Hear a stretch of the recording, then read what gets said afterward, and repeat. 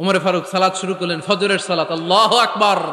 In the mean time Abu Lulu এই খঞ্জর নিয়ে উমর ফারুকের বুকের মধ্যে 3টা স্টেবিং করলেন। একটা মারলেন নাভির নিচে, মারার সাথে সাথে পাকস্থলী কেটে গেল। আরেকটা মারলেন পাজরে, পাজর ছিঁড়ে গেল। 3টা মারার পরে উমর ফারুক বললেন, কাতালানি আল কাল, এক কুকুর আমাকে মেরে ফেলেছে। পেছন থেকে এক সাহাবীকে টান মেরে সামনের দিকে নিয়ে গেলেন, তুমি নামাজের ইমামতি করাও। আর ওমরে ফারুককে বাকিরা ধরাধরি করে পেছনে নিতে আরম্ভ করলেন। আর এই আত্মাই আক্রমণ যে করেছে, সে কাতারের মাঝখান দিয়ে যেতে আরম্ভ করলো আর 2 দিকে ছুরি মারতে আরম্ভ করলো। 13 জন সাহাবীর গায়ে ছুরি মেরেছে, 7 জন সাহাবা স্পট ডেথ, জায়গায় মৃত্যু। এই ভয়ঙ্কর অবস্থা দেখে এক সাহাবী বুরনুস, এক ধরনের জুব্বা আছে মাথাওয়ালা, অনেকে জ্যাকেট পরছেন না এরকম মাথাওয়ালা, লম্বা জুব্বা আছে আর ওপরে শীতে পড়ে মাথাওয়ালা, এই মাথাওয়ালা জুব্বা বের করে এক সাহাবী জালের মতো তার দিকে উড়ায় মারল। ওই বুরনুসের মধ্যে পেঁচিয়ে আবু লুলু মাটিতে পড়ে গেল আর সুইসাইড করে ফেলল, নিজের বুকে নিজে মেরে আত্মহত্যা। যেই সাহাবীকে ইমামতির জন্য দাঁড় করালেন, উনি ছোট্ট সূরা দিয়ে প্রথম রাকাতে সূরা আল কাউসার, দ্বিতীয় রাকাতে সূরাতুল ইখলাস দিয়ে নামাজ শেষ। উমরে ফারুক বেহুশ। উমরে ফারুক কি বেহুশ। সবাই কান্নাকাটি করতেছে, সবাই দেখতে গেলেন, এখন হুঁশ ফিরে না। মুখের মধ্যে, মুখ খুলে রাষ্ট্রের চিকিৎসক মুখের মধ্যে দুধ দিলেন, ওই নাভি দিয়ে দুধ বের হয়ে যায়, পাকস্থলী কেটে ওখান দিয়ে দুধ বের হয়ে যাচ্ছে। তারা বললো ওনারে বাঁচানো সম্ভব না, দেখেন হুঁশ ফিরে কিনা। হুঁশ ফিরলে ওনার পরে কে আমির হবে, উনি যেন প্যানেল ঠিক করে দিয়ে যায়। সবাই তাকিয়েছে ওমরে ফারুকের চোখের দিকে। আল্লাহর মেহেরবানিতে ঘন্টা খানিক পরে উনি চোখ খুললেন। চোখ খোলার পরেই বলেন নাই, ও মা আমি মরে যাই। চোখ খোলার পরে উনি বলেন নাই, কে মারলো আমারে। চোখ খোলার পরে উনি বলেন নাই, আমার পরে নেতা কে হবে। চোখ খোলার পরে সর্বপ্রথম কথাটি ছিল, আসল্লান নাস, আমার নেতৃত্বে যে ফজরের নামাজটা শুরু হয়েছিল এটাকে ঠিকমতো তোরা পড়েছিলি? আমার নেতৃত্বে যে ফজরের জামাত শুরু হয়েছিল সেটা ঠিকঠাক মতো সমাপ্ত হয়েছিল কিনা আগে বল। আসল্লান নাস, নামাজটা হয়েছে কিনা বল। সুবহানাল্লাহ বলতে পারলেন না? This is Umar, hour super hero. নেতা অনেকগুলো লাগে না, এরকম নেতা একটাই যথেষ্ট যে গোটা বিশ্বকে কাঁপায় দিতে পারে। চিল্লায় বলো ঠিক কিনা? বিশ্বনবী মক্কায় বসে বসে তাহাজ্জুদের সালাত পড়ে আল্লাহর কাছে দোয়া করলেন, আল্লাহুম্মা আইজ্জাল ইসলাম বিআহাব্বির রাজুলাইনি ইলাইক। ও আল্লাহ, 2 জন লোকের নাম বলবো, 2 জনের দরকার নেই, এই 2 জনের একজনকে আপনি ইসলামের সুশীতল ছায়া তলে এনে ইসলামকে বিজয় দান করে দেন। মুহূর্তের মধ্যে দোয়াটা কবুল করে নিয়েছে কে? বিশ্বনবী বললেন, আল্লাহ 2 জনের নাম বলবো আজকের দোয়ায়। আবি জাহাল ইবনে হিশাম, হয়তো হিশামের বেটা আবু জাহেলকে আপনি ইসলামের ভিতরে নিয়ে আসেন, কিংবা ওমর ইবনুল খাত্তাব, খাত্তাবের বেটা ওমরকে আপনি ইসলামের ছায়া তলে নিয়ে আসেন। ওমরে ফারুকের জন্য দোয়াটা কবুল করে নিয়েছে কে? মক্কার যে অবস্থা, আল্লাহর হাবিব সাল্লাল্লাহু আলাইহি ওয়াসাল্লাম বুঝলেন মক্কার এই 2 জনের একজন যদি আমার সাথে না থাকে তাহলে মক্কায় দাওয়াতি কাজ চালিয়ে যাওয়া যাবে। আল্লাহরে বললেন, আল্লাহ বেশি চাই না, এই 2 জনের একজন, হয় আবু জাহেল নয় ওমর, হয় আবু জাহেল নয় ওমর। বিশ্বনবী যখন দোয়া করলেন, এই দোয়ার একটা ইমানি ধাক্কা, নুরানি ধাক্কা সাইয়েদনা ওমরে ফারুকের হৃদয়কে স্পর্শ করে ফেলল। দোয়া ইজ লাইক এ মিসাইল। এই যে আমরা দোয়া করি, এটা মিসাইলের মতো। যুদ্ধে মিসাইল হামলা করে না?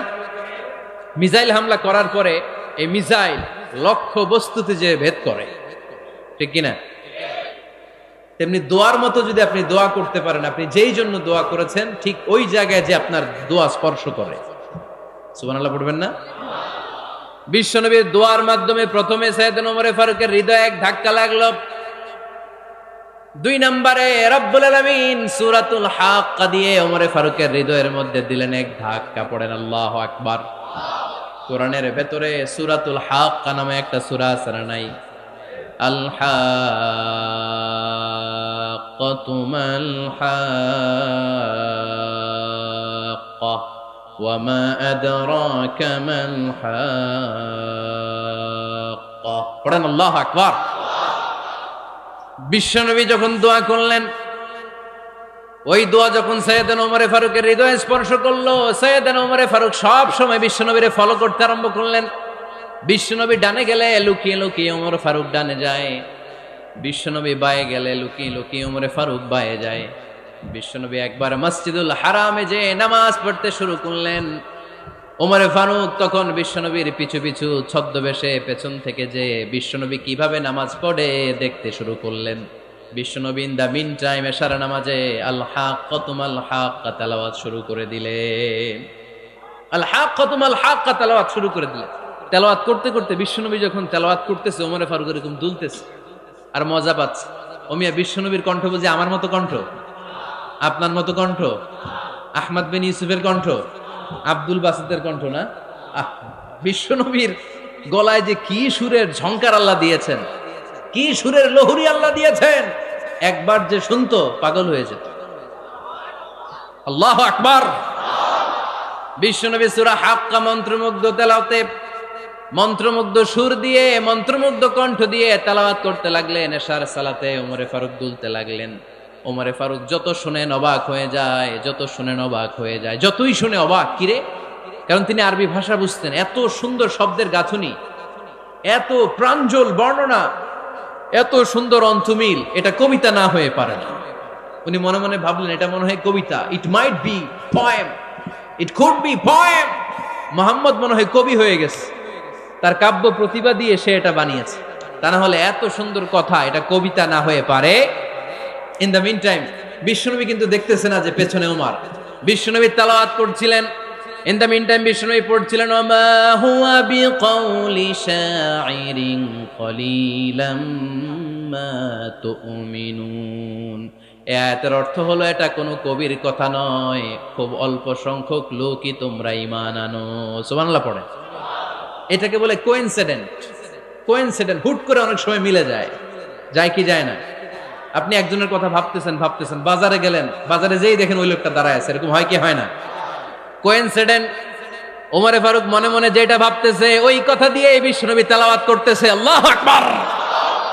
বিশ্বনবী যে আয়াত তেলাওয়াত করছিলেন, আয়াতের অর্থ হলো এটা কোনো কবির বানানো কবিতা না, খুব অল্প সংখ্যক লোকই তোমরা ঈমান আনো। ওমরে ফারুক আটকে উঠলেন, থমকে দাঁড়ালেন। ঘটনা কি? আমি মনে মনে ভাবলাম, কি রে এত সুন্দর কথা, এটা তো মানুষের কথা হতে পারে না, এটা নিশ্চয়ই কবিতা, কবির কথা। কিন্তু মুহাম্মদ এখন আবার পড়তেছে ওমা হুয়া বিকাউলি শাইর, এটা কোনো শায়েরের, কবির কথা নয়। কলিলাম মা তুমিনুন, অল্পই তোমরা ঈমান আনো। তার মানে আমার মনে যা চলে মুহাম্মদ এটা টের পায়। মুহাম্মদ গণক। নাউজুবিল্লাহ পড়বেন না? মুহাম্মদ অনেক বড় মাপের একজন গণক। মানুষের হৃদয়ে কি চলে, মনে মনে কি ভাবে, মুহাম্মদ না দেখেও বলে দিতে পারে। ইন দা মিন টাইম বিশ্বনবী পরের আয়াতে পড়লেন ওয়ালা বিকাউলি কাহিনিন কলিলাম মা তাযাক্কারুন। এই আয়াতের অর্থ হলো এটা কোনো গণকের বানানো গণনা নয়, খুব অল্প সংখ্যক লোকই তোমরা উপদেশ হিসেবে এটাকে মানো। সুবহানাল্লাহ পড়েন। এবার আর ওমরে ফারুকের সহ্য হয় না, কি আজীব তামাশা। প্রথমে মনে করলাম কবিতা, মোহাম্মদ কয় কবি না, সে কবি না, এটা কবিতা না। তারপর ভাবলাম সে গণক, সে আয়াত পরে পরে বলে দিল এটা গণনা নয়, তাহলে এটা কি? এটা কি কবিতাও না, গণনাও না, তাহলে এটা কি? বিশ্বনবী তখন বললেন তানজিলুম মির রাব্বিল আলামিন। সুবহানাল্লাহ পড়েন।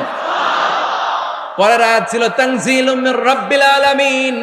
এটা দুনিয়ার কোনো কবির বানানো কবিতা না, এটা কোনো গণকের গণনা না, এটা কোনো সাহিত্যিকের বানানো সাহিত্য নয়, এটা মহাবিশ্বের পরিচালক রব্বুল আলামিনের কাছ থেকে পাঠানো কিতাব কোরআন।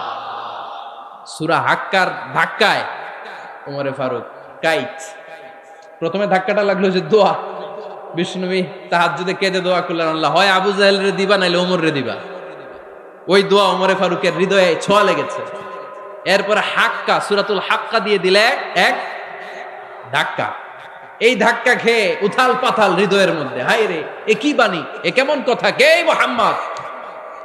তারপরও শয়তানের ওয়াসওয়াসা আছে না নাই? আল্লাহ বলে যতই ওয়াসওয়াসা ওমরকে দেয়া হোক, আমি ওমরে ফারুককে এই মুসলিম উম্মাতের সেনাপতি বানিয়ে ছাড়বো, আমি সেনাপতি বানাবো। এবার 3 নাম্বার ডোজ। ডাক্তারের কাছে গেলে প্রথমে দেখবেন সিম্পল ডোজ দেয়, নরমাল ওষুধ, এটাতে কাজ না হইলে ডোজ বাড়ায়, একেবারে কাজ না হইলে অ্যান্টিবায়োটিক মারে, আছে না নাই?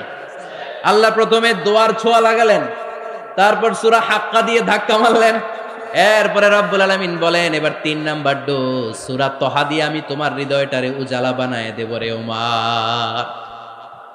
শয়তান ওদিক দিয়ে ওয়াসওয়াসা, খেলা দুই দিক থেকে চলতেছে। আল্লাহ তাআলা হেদায়েতের রাস্তায় টানছে, শয়তান জাহান্নামের দিকে টানছে। ঘোষণা দেয়া হলো মক্কায়, মুহাম্মদের মাথা কেটে এনে দিলে এত এত স্বর্ণ মুদ্রা দেয়া হবে। ওমরে ফারুক রাজি হয়ে গেলেন, নাঙ্গা তলোয়ার নিয়ে বিশ্বনবীর মাথা কাটার জন্য ছুটলেন। নাউজুবিল্লাহ পড়বেন না? বনু জাহরা গোত্রের এক লোক বলে, আইনা ইয়া ওমর, কই যাও? মুহাম্মদের মাথা কাটতে যাই। আরে মুহাম্মদের মাথা কাটতে যাও? তোমার বোন ফাতিমা বিনতে খাত্তাব আর তোমার বোন জামাই সাঈদ কদ সাবা, এরা তো ধর্ম ত্যাগ করে ফেলছে, এটা তো আমাদের ধর্ম ত্যাগ করে মুহাম্মদের ফলোয়ার হয়ে গেছে। আগে ওমর ঘর সামলাও, পরে মুহাম্মদের মাথা কাটতে যেও। ওমরে ফারুক অবাক হয়ে গেলেন, তলোয়ার নিয়ে বিশ্বনবীর দিকে না যে নিজের বাড়ির দিকে চলে গেলেন। বিশ্বনবীর আপন বোন ফাতিমা বিনতে খাত্তাব, বোন জামাই সাঈদ আর খাব্বাব রাদিয়াল্লাহু তাআলা আনহু তিনজন মিলে সূরা তহা তেলাওয়াত করছিলেন। পড়েন সুবহানাল্লাহ। মক্কায় লুকিয়ে লুকিয়ে দাওয়াত হতো। খাব্বাব রাদিয়াল্লাহু তাআলা আনহু একটা চামড়ার ফলকের মধ্যে সূরা তহার কয়েকটা আয়াত এনে ওমরে ফারুকের বোন আর বোন জামাইকে শিক্ষা দিচ্ছে, ট্রেনিং দিচ্ছে। সুবহানাল্লাহ পড়েন। লুকিয়ে লুকিয়ে ওমরে ফারুক যখন ঘরে চলে আসলেন, এরা তটস্থ হয়ে গেল। সাইয়েদনা খাব্বাব বিছানার তলায় লুকিয়ে গেলেন। ওমরে ফারুক বললেন, দরজা খোলো। ফাতেমা বিনতে খাত্তাব দরজা খোলার পরে নির্মম ভাবে সাইয়েদনা ওমর রাদিয়াল্লাহু তাআলা আনহু বোনের গায়ে আঘাত শুরু করে দিল। বোন জামাইকে আহত করতে শুরু করলো আর বলতে শুরু করলো, তোরা পাগল হলি কেন? কি আছে ওই মুহাম্মাদের মধ্যে? কি জাদু নিয়ে সে এসেছে? সে যাই বলে লোকজন পাগল হয়ে যায়, সবাই তার উপর কালিমা পড়ে ঈমান এনে ফেলে। কি এমন জিনিস তোদের কাছে আছে যেটা দেখে মুহাম্মদকে তোরা ভালোবাসলি? কি আছে? কি পড়তেছিলি আমারে দেখা।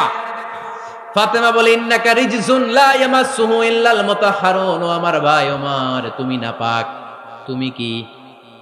লা ইয়ামাসসুহু ইল্লাল মুতাহহারুন, পবিত্রতা অর্জন না করে এই কোরআন ধরা যায় না। সুবহানাল্লাহ পড়েন।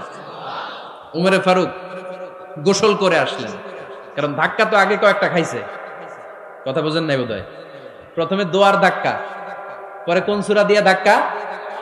হাক্কা দিয়ে ধাক্কা। 3 নম্বরে এখন আরেকটা ধাক্কা খাবে। গোসল করে আসলেন। ফাতেমা বিনতে খাত্তাব বললেন, গোসল যখন করে এসেছেন, এই নেন। উমরে ফারুক এবার চামড়ার কাপড়ের মধ্যে সূরা তহার প্রথম আয়াতের দিকে নজর করলেন। নজর করেই কোরআনের প্রেমে পড়ে গেলেন। পড়েন সুবহানাল্লাহ।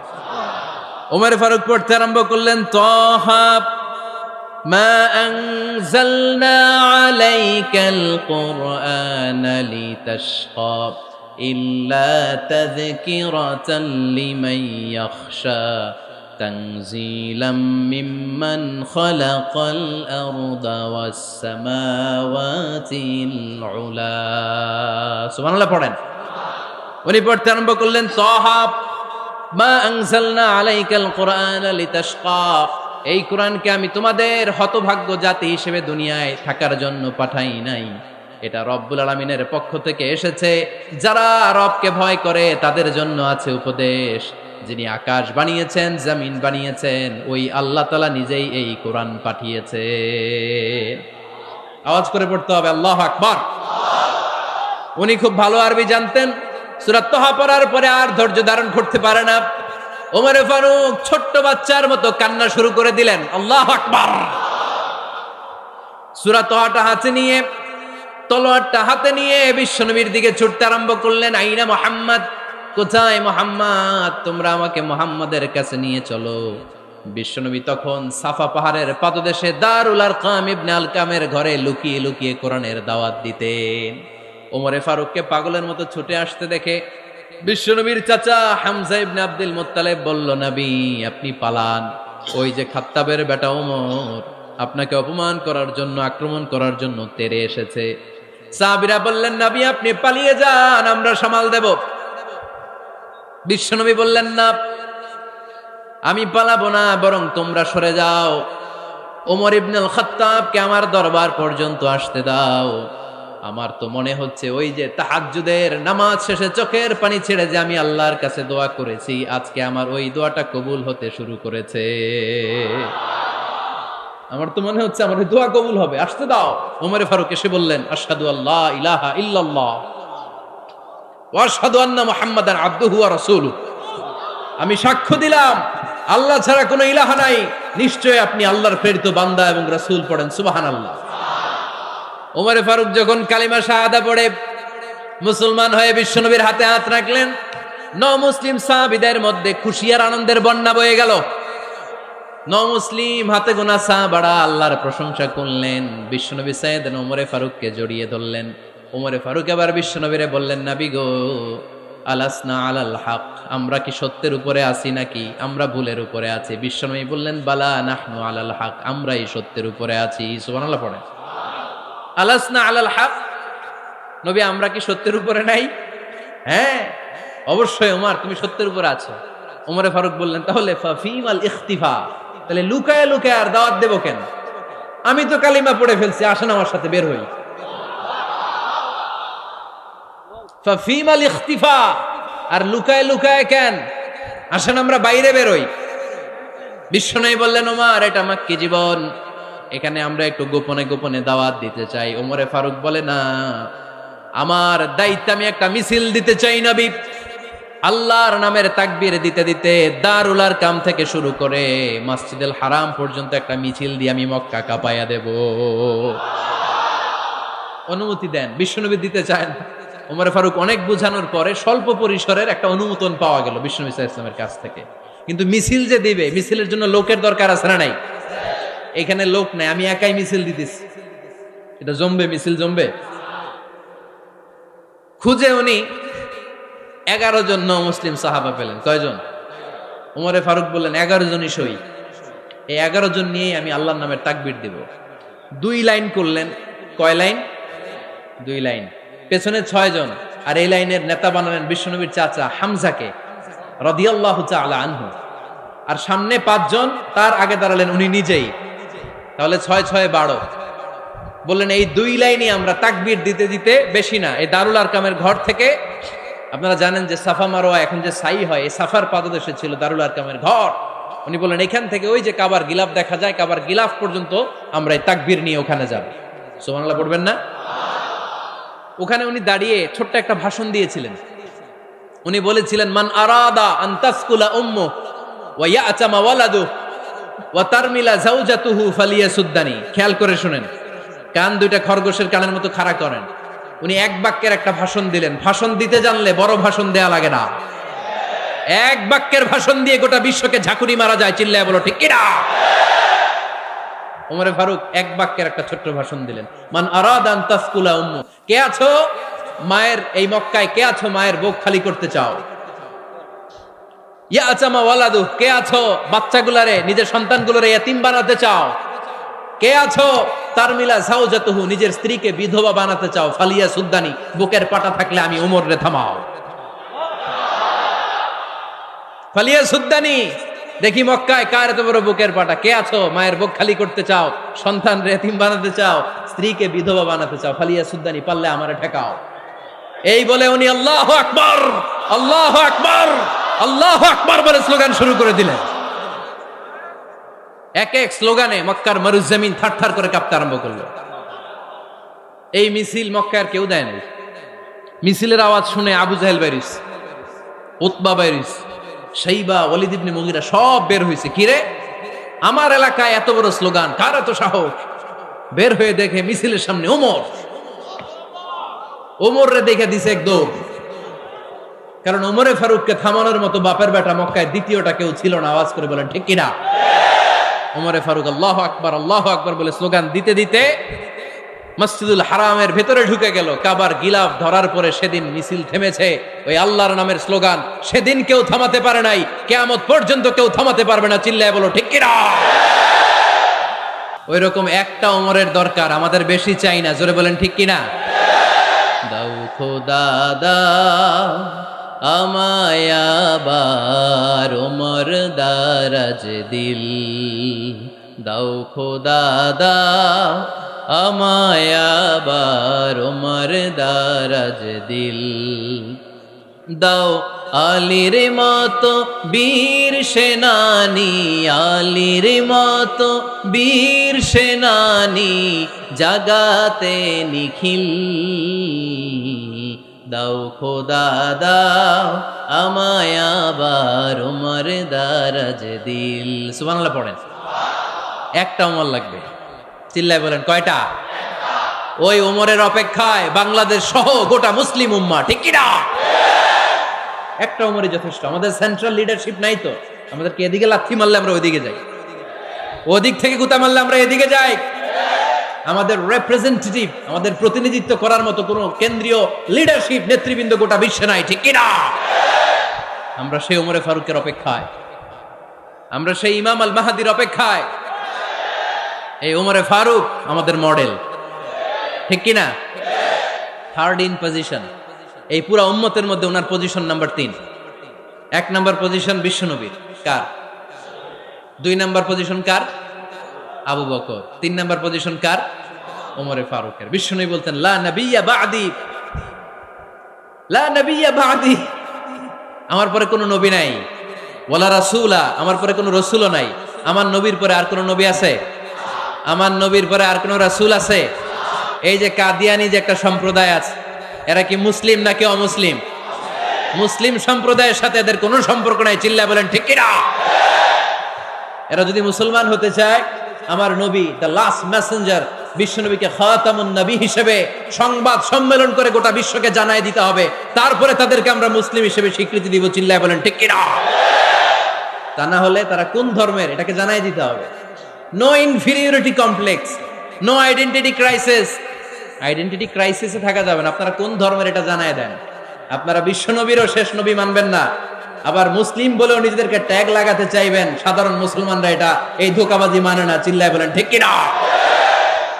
আমার নবীর পরে কোনো নবী নাই, আমার রাসূলের পরে কোনো রাসূল নাই, ঠিক কি না?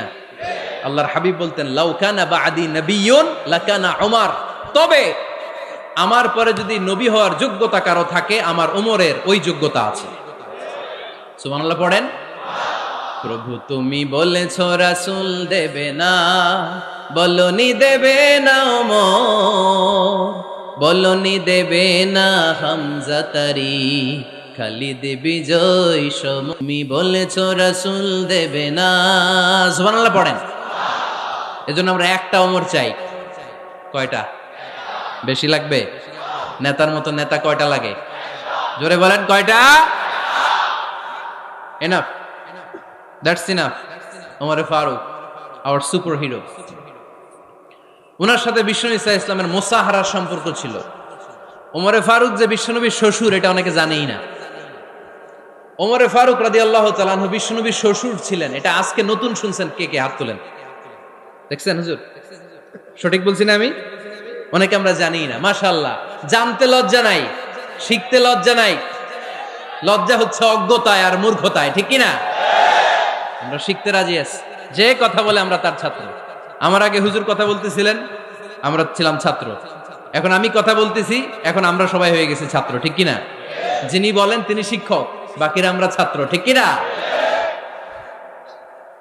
4 খলিফার 2 খলিফা, ইসলামের 4 খলিফার 2 খলিফা বিশ্বনবীর মেয়ের জামাই, আর বাকি 2 খলিফা বিশ্বনবীর শ্বশুর।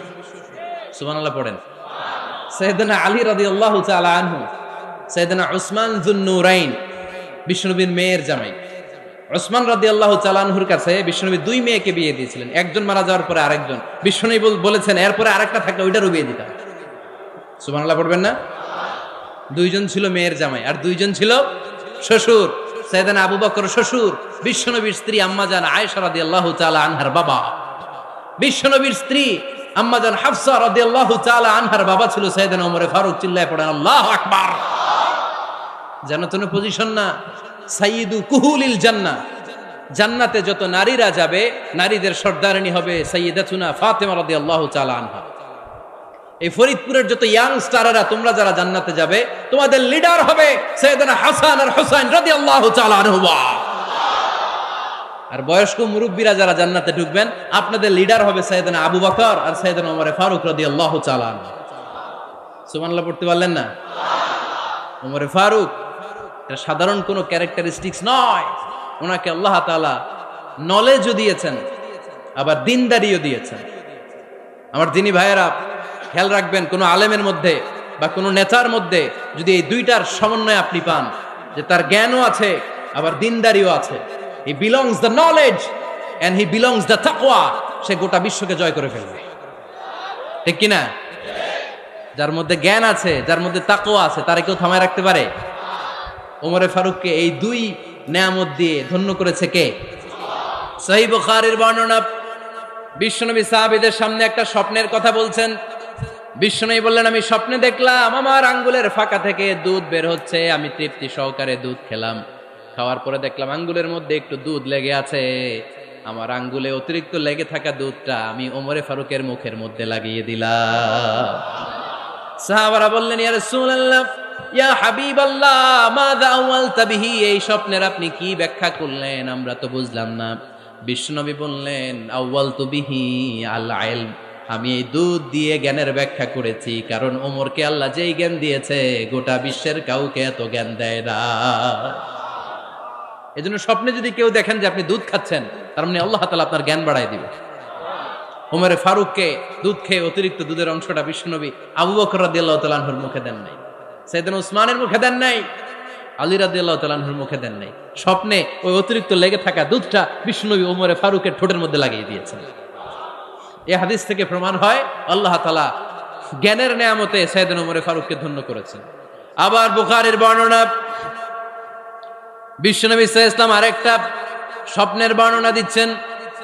তিনি বললেন, তোমাদের সবাইকে স্বপ্নে আমার সামনে দাঁড় করানো হলো। আমি দেখলাম তোমাদের কারো জুব্বা নাভি পর্যন্ত, কারো জুব্বা হাঁটু পর্যন্ত, কারো জুব্বা টাকনু পর্যন্ত। ওমরে ফারুককে যখন স্বপ্নে আমার সামনে দাঁড় করিয়ে দেয়া হলো, আমি দেখলাম ওমরের জুব্বা এত লম্বা, ওমর টেনে হিচড়ে তার জুব্বা নিয়ে সামনে হেঁটে যাচ্ছে। সাহাবারা বললেন, ফামাযা আওয়ালতা বিহি ইয়া রাসূলুল্লাহ, ও আল্লাহর রাসূল, এই স্বপ্ন দিয়ে আপনি কি বুঝাতে চাইলেন, আমরা কিছু বুঝলাম না। বিশ্বনবী বললেন, আউয়ালতু বিহি আদ-দীন, আমি এই হাদিসের দ্বারা দিনের ব্যাখ্যা করলাম, যার জামা যত লম্বা তার দিনদারি তত বেশি। সুবহানাল্লাহ, আসতে পড়েন। স্বপ্নে দেখলেন কোন সাহাবীর জুব্বা নাভি, কোন সাহাবীর হাঁটু, কারোটা টাকনু, কিন্তু ওমরে ফারুকের জুব্বা এত লম্বা, ইয়াজুরু সাওবাহু, তিনি তার জুব্বা টেনে হিচড়ে যাচ্ছেন। বিশ্বনবী বললেন, এটা দ্বারা আমি দিন, আমি তাকওয়া, দিনদারি, তাকওয়া, এটার ব্যাখ্যা করেছি। তার মানে ওমরে ফারুকের তাকওয়ার সামনে সব তাকওয়া পানি হয়ে যাবে। কোন সুবহানাল্লাহ। আল্লাহ তাআলা সাইয়েদনা ওমরে ফারুককে দ্বীনের জ্ঞান দিয়েছেন, তাকওয়া দিয়েছেন। যুবক ভাইয়েরা, যাকে আল্লাহ তাআলা দ্বীনের জ্ঞান দেয়, যাকে আল্লাহ তাআলা তাকওয়ার এই গুণ দিয়ে সমৃদ্ধ করে, তার জন্য গোটা বিশ্বের সব দরজাগুলোকে ওপেন করে দেয় কে? কত বড় মুত্তাকি ছিলেন সাইয়েদনা ওমরে ফারুক। মদিনার সমাজে কয়জন মুনাফিক ছিল বিশ্বনবী ছাড়া কেউ বলতে পারতেন না। বিশ্বনবী কোন সাহাবীকে মুনাফিকদের লিস্ট দিয়ে যান নাই, একজন সাহাবী ছাড়া। দেখি কেউ বলতে পারেন কিনা ওই সাহাবীর নাম? কি নাম? হুযায়ফা ইবনুল ইয়ামান রাদিয়াল্লাহু তাআলা আনহু। উনাকে বলা হতো সাহিবু সিররি রাসূলিল্লাহ, আল্লাহ রাসূল সাল্লাল্লাহু আলাইহি ওয়াসাল্লামের গোপন তথ্যের ধারক বাহক। সুবহানাল্লাহ পড়বেন না? বিশ্বনবী ইন্তেকালের আগে মদিনার সমাজে মোট কয়জন মুনাফিক আছে, এই তথ্য আবু বকরকে বলেন নাই, ওমর রাদিয়াল্লাহু তাআলা আনহুকে বলেন নাই, উসমান রাদিয়াল্লাহু তাআলা আনহু, আলী রাদিয়াল্লাহু তাআলা আনহু, আশারাতুল মুবাশশিরিনা বিল জান্নাহ কোন সাহাবীকে বলেন নাই। শুধুমাত্র কেবলমাত্র একমাত্র হুযায়ফা ইবনুল ইয়ামান রাদিয়াল্লাহু তাআলা আনহুর কাছে মুনাফিকদের লিস্টে বিশ্বনবী দিয়ে গিয়েছেন। সুবহানাল্লাহ পড়েন। মদিনায় কারা কারা মুনাফিক কেউ জানতো না, হুযায়ফা ছাড়া। কে ছাড়া? নামটা আজকে মুখস্থ করেন, যাতে অন্য কোনো ওয়াজে কেউ জিজ্ঞেস করলে বলতে পারেন। মুনাফিকদের লিস্ট যে সাহাবীর কাছে বিশ্বনবী দিয়ে গিয়েছিলেন, সাহাবীর নাম কি? নাম? নামটা কেমন লাগে? ভাল লাগে? অনেকে আমারে জিজ্ঞেস করে, হুজুর আমার ছেলে হবে আগামী মাসে, একটা নাম দেন। নাম দিয়ে দিলাম হুযায়ফা। যাদের হবে ছেলে, এলাকার যাদের নেক্সট কয়েক মাসে ছেলে হবে, খালি হুযায়ফা চলবে। কি চলবে? ভাল লাগে নামটা? ভাল লাগে, রাইখেন, অনেক সুন্দর নাম। উনি জানতেন মুনাফিক কারা। দেখেন ওমরে ফারুকের তাকওয়ার লেভেলটা কত হাই। ওমরে ফারুক একদিন হুযায়ফা রাদিয়াল্লাহু তাআলা আনহুর কাছে গেলেন, যে বললেন, হুযায়ফা, বিশ্বনবী ইন্তেকালের আগে মুনাফিকদের নামের লিস্টটা কারো কাছে দেয় নাই, আমার জানা নাই, সাইয়েদনা আবু বকরের জানা নাই, কোন সাহাবীর জানা নাই, তুমি ছাড়া। আমি তোমার কাছে জানতে চাই, আমি ওমরের নামটা ওই মুনাফিকদের খাতায় আছে কিনা আমার একটু বলো। আমার ওমরের নামটা ওই মুনাফিকদের লিস্টিতে একটু আছে কিনা, নামটা একটু বলো। যদি থাকে আমি ভালো হয়ে যাব, আমি নেফাকি দূর করে পাক্কা মুমিন হতে চাই। আমার নাম যদি মুনাফিকের লিস্টে থাকে আমি তো শেষ। হুযায়ফা চোখের পানি ছেড়ে দিয়ে বলে, আমিরুল মুমিনিন, কেমন প্রশ্ন করলেন আপনি? আপনি বিশ্বনবীর শ্বশুর, এই উম্মতে আপনার পজিশন 3 নাম্বার।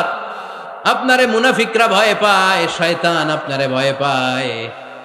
আপনি জান্নাতে সব বয়স্ক লোকদেরকে নিয়ে জান্নাতের মধ্যে আগে আগে ঢুকবেন, কেমন করে মুনাফিকদের কাতারে আপনার নাম থাকতে পারে ওমর? সুবহানাল্লাহ পড়ে।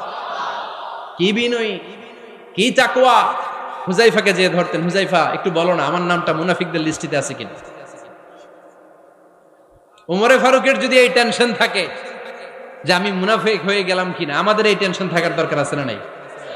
হ্যাঁ, যেন সব সময় আল্লাহর কাছে দোয়া করতে হবে, আল্লাহ তুমি নেফাকি থেকে আমাদেরকে বাঁচাও। আরো জোরে পড়েন আমিন।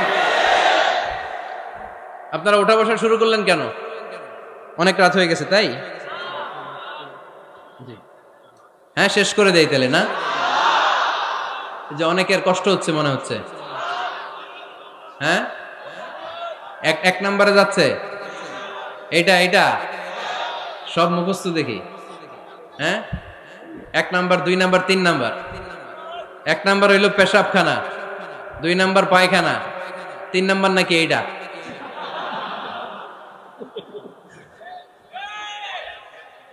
আছে না নাই? না। সিগারেট কোন মুসলমান খেতে পারে? সিগারেট হয় টোবাকো প্ল্যান্টস থেকে, তামাক পাতা। ফরিদপুরে চাষ হয় নাকি?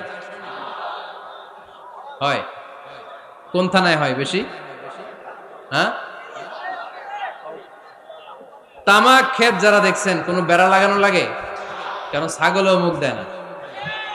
তো যেটা ছাগলে খায় না, এটা কোনো মুমিন বান্দা খাইতে পারে? তো খান কেন এগুলো, এই পচা জিনিস?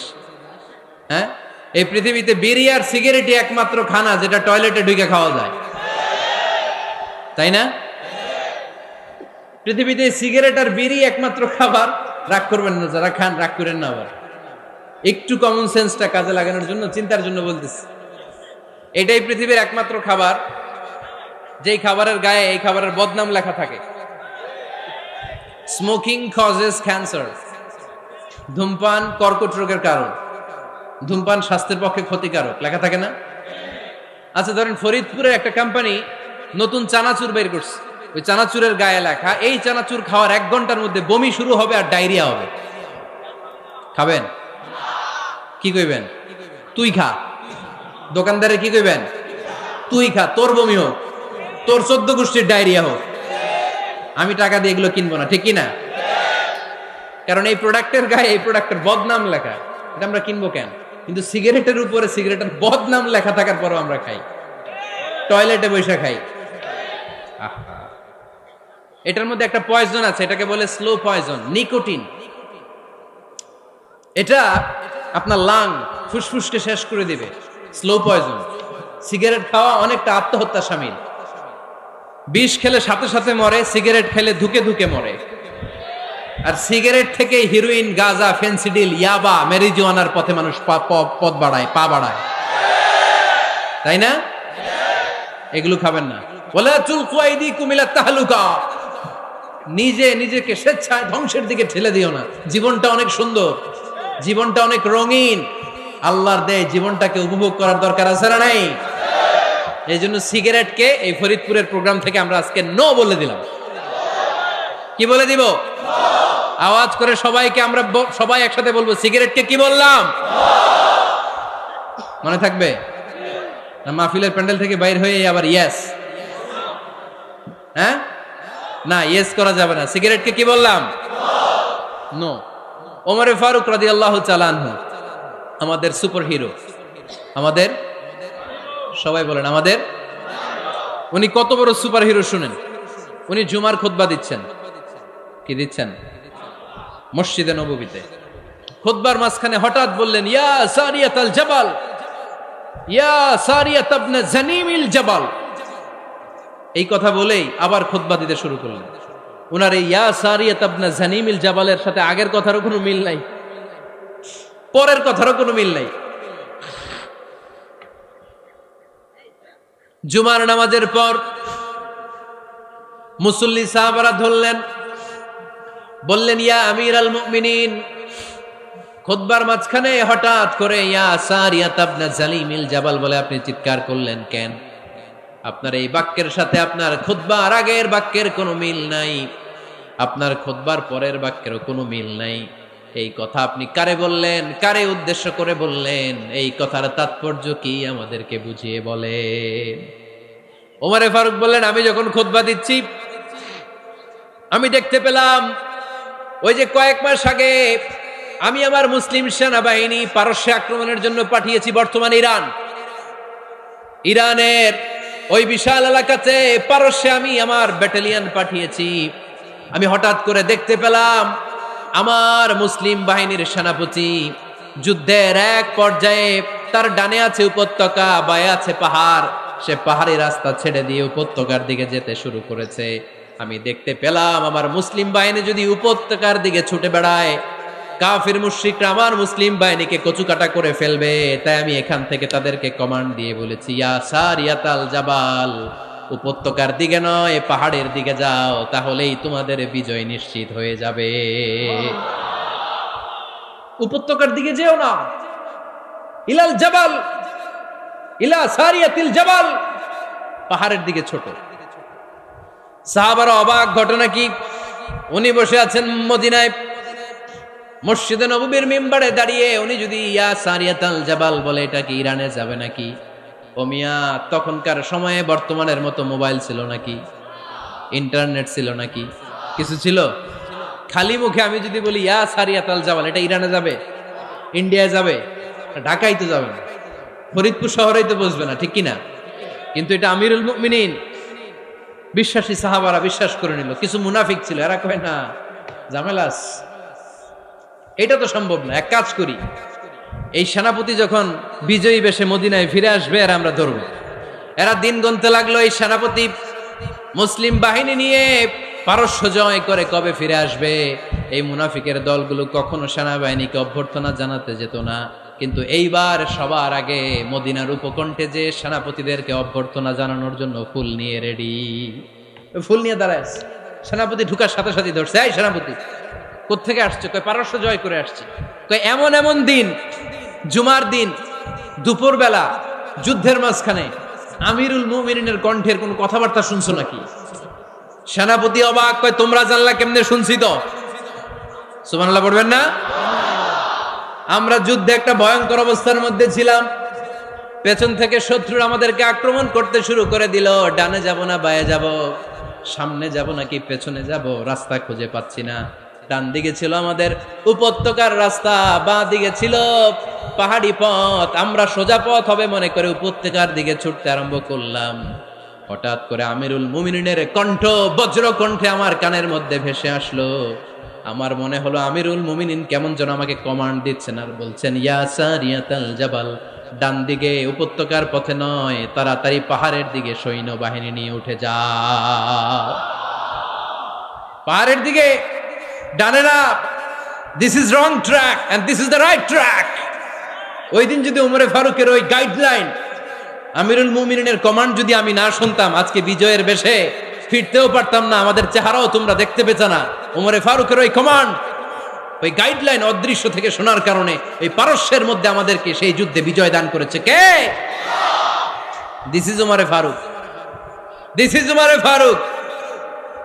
বিশ্বনবী বলতেন, ওমর, মা লাকিয়াকা শাইতানু সালিকান ফাজ্জান ইল্লা সালাকা ফাজ্জান গায়রা ফাজ্জিক। ওমর, শয়তান ইবলিস যদি তোমার কোনো রাস্তা দিয়ে হাঁটতে দেখে, শয়তান ওই রাস্তা রেখে দিয়ে অন্য রাস্তা দিয়ে হাঁটে। সুবহানাল্লাহ বাড়িতে যায় বললেন, কে বলতেছে? বিশ্বনবী। কার ব্যাপারে? ওমরে ফারুকের ব্যাপারে। শয়তান যদি দেখে যে ওমরে ফারুক এই রাস্তা দিয়ে হাঁটতেছে, শয়তান ওই রাস্তা রেখে দিয়ে অন্য রাস্তা দিয়ে হাঁটে। সুবহানাল্লাহ পড়েন। রাত্রিবেলা আমরা আমাদের বাচ্চা ছেলে মেয়েদেরকে যখন খাওয়াই, বাচ্চারা খেতে চায় না, এরকম হয় আপনাদের ফরিদপুর এলাকায়? হ্যাঁ, এই এলাকায় হয় নাকি? খেতে চায় না বাচ্চারা, এই চকলেট দেখায়া, এই মিনা কার্টুন দেখায়া, এইটা সেইটা এগুলো সেগুলো বলে, গল্প টল্প বলে ভুলাইয়া খাওয়ানো লাগে, তাই না? তারপরও খায় না। আমারও ছোট মেয়ে আছে, খেতে চায় না, এইটা সেইটা এমনি সেমনি খাওয়ানো লাগে। তো শেষে না পেরে মা বাবা বলতে বাধ্য হয়, ওই যে ভূত আসতেছে, ভূত, তাড়াতাড়ি তাড়াতাড়ি খাও, নাহলে যে ভূত ধরবে তোমারে। ওই যে বাঘ আসতেছে, বাঘ, তাড়াতাড়ি খাইলে নাহলে বাঘে কামড়াবে। বলি না আমরা? আপনারা কি বলেন? ভূত। আর কি বলেন? হ্যাঁ হ্যাঁ, আচ্ছা, এক এক জায়গায় এক একটা আমরা বলি, ভূত আসবে, বাঘ খাবে, ভাল্লুক খাবে, তাড়াতাড়ি খাও। মদিনাতে যখন ওমরে ফারুক আমিরুল মুমিনিন, মদিনার মায়েরাও বাচ্চাদেরকে খাওয়াতে পারতো না, ছোট্ট মেয়েদেরকে খাওয়াতে পারতো না, খাওয়া নিয়ে যন্ত্রণা করতো। বাচ্চারা যখন মদিনায় খেতে চাইতো না রাত্রিবেলায়, মদিনার মায়েরা বলতো তাড়াতাড়ি খাও, হা হুয়া ইয়াতি উমর, হা হুয়া ইয়াতি উমর, তাড়াতাড়ি খা, নাইলে ওই যে ওমর আসতেছে, Omar. This is our superhero সাইয়েদনা উমর ফারুক রাদিয়াল্লাহু তাআলা। শুধু শয়তানি ভয় পেত না, মুনাফিকরাও ভয় পাইত, জমের মতো ভয়। শুধু তাই না, আমাদের আম্মাজান বিষ্ণু ইসা ইসলামের স্ত্রীরাও ওমর ফারুককে ভয় পেতেন। সুবহানাল্লাহ কইবেন না? মাঝে মাঝে বিষ্ণু ইসা ইসলামের সাথে আম্মাজান আয়েশার ঝগড়া হতো, হতো না? আপনাদের ফ্যামিলিতে ঝগড়া হয়? হয় না? হয় না? কার কার দেখি? ওরে আল্লাহ, অনেক আল্লাহর ওলি আছে তো এই জায়গায়। ঝগড়া হয় না? কি কথা কয়, ঝগড়া হয় না বলে? বিশ্বনবীর ফ্যামিলিতে ঝগড়া হয়, আপনার ফ্যামিলিতে হয় না? মিষ্টি ঝগড়া। আর ও বিয়েই করে নাই।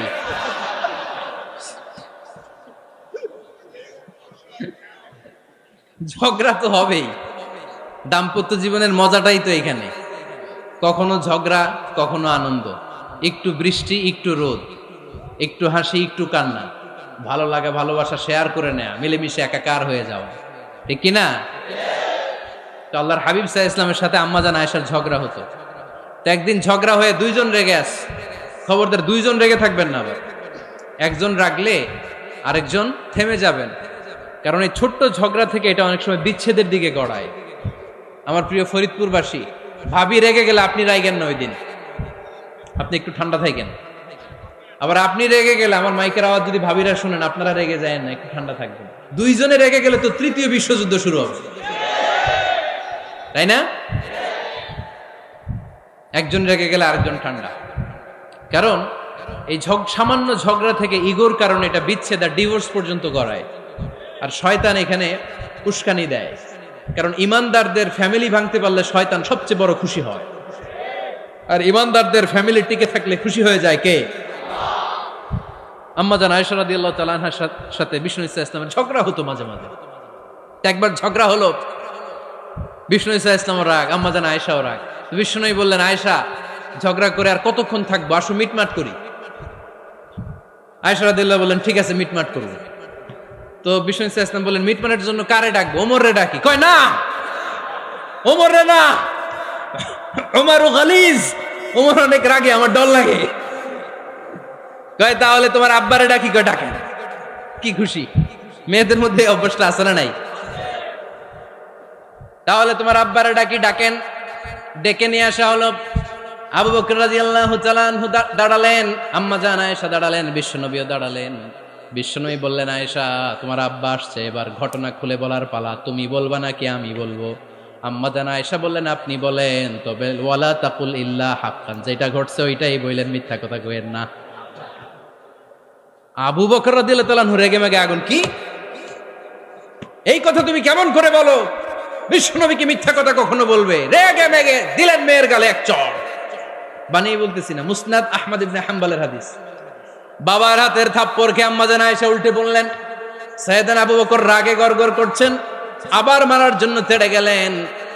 এবার বাঁচার জন্য আম্মা জান আয়েশা বিশ্বনবীর পিছনে যে আশ্রয় নিলেন, বিশ্বনবী বাঁচানোর জন্য দুই হাত মেলে দাঁড়িয়ে গেলেন। পড়েন সুবহানাল্লাহ। বিশ্বনবী যখন দুই হাত মেলে দাঁড়িয়ে গেলেন, সাইয়েদনা আবু বকর রাদিয়াল্লাহু আনহু থেমে গেলেন।